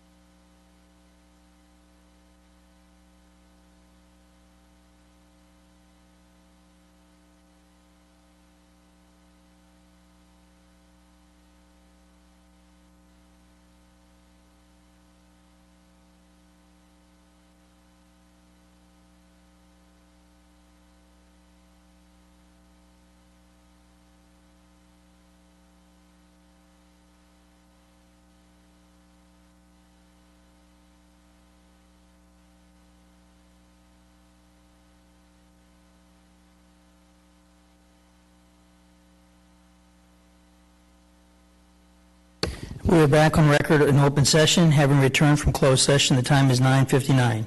Does any board member have a motion regarding the student discipline appeal? I do, Mr. Miller. Ms. Prosnick. I move to uphold the Level 2 student discipline decision of the administration, and I further move that the board conclude the discipline placement at the end of the calendar school year with a placement review each 9 weeks, December, March, and May, by Dr. Rogers or his designee. Do I have a second? Ms. Hassett is a second. Any discussion? Okay, I'm going to call the vote, and I'm going to call the roll for the vote. Ms. Cox. Ms. Hassett. Ms. Lasan. Ms. Prosnick. Ms. Sells. Mr. Miller. Aye. Dr. Bonner is not present at this hearing in the capacity of school board member and has abstained from that role at this time. If there's no further business, this meeting is adjourned. The time is 10:01.